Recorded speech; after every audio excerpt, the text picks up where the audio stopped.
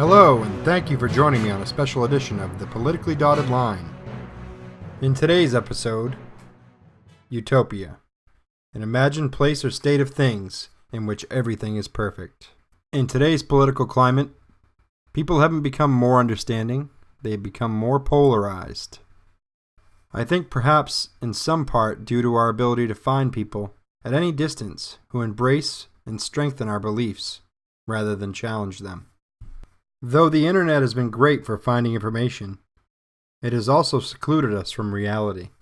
You now can search out people who agree with you and literally block people who don't. That is why I chose the title for today's episode, Utopia. Let's start by understanding political parties.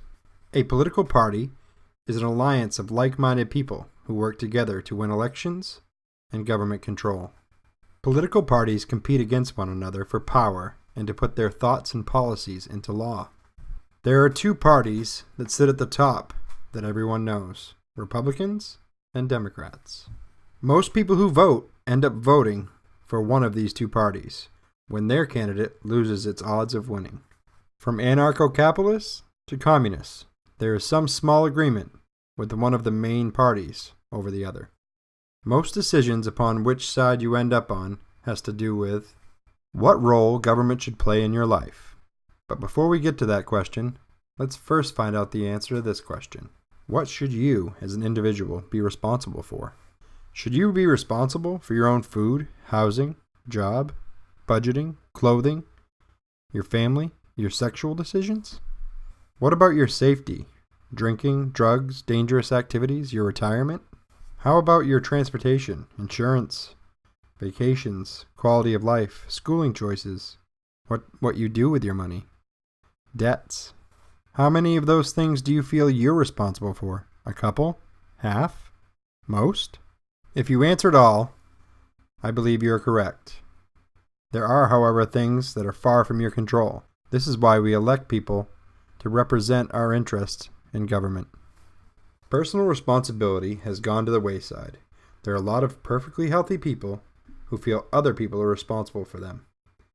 They need to grow up and care for themselves. They feel they have the same needs as an elderly person or a mentally or physically handicapped person. No one in their lives has made them be responsible. And at this time, the government isn't either.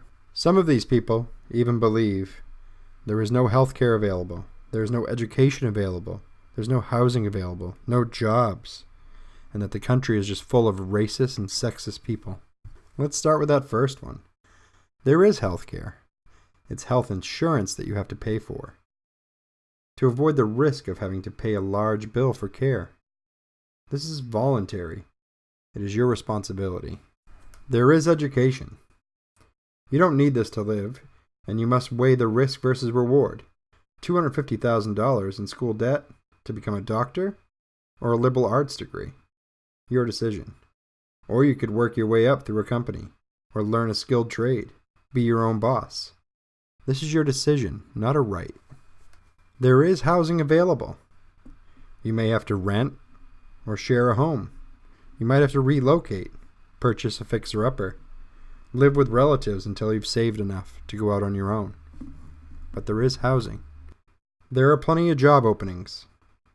If you have the skills, or degree, or work ethic, a company is in need of you, you won't find yourself without a job. Most of the country is not racist or sexist. If you do your job better than anyone else, no walls will stand in your way. Companies don't care about your genitals or your skin color. They care about cost versus reward. We fought for our utopia over 200 years ago. It still exists. You have the freedom to be whoever you set yourself up to be. The only thing in your way is regulation and government. Hell, you can be a transgender, white-hating communist who prays to Allah with a concealed carry permit, and no one can force you to change. My only request of you is to leave my beliefs and values alone, just as I have done of yours. Not agreeing with someone is okay. Just don't silence them. If it is you who are oppressed, I will stand with you. If you are the oppressor, I will stand against you. Be responsible and let freedom light your path. Thanks again for joining me on another episode of the Politically Dotted Line. Goodbye.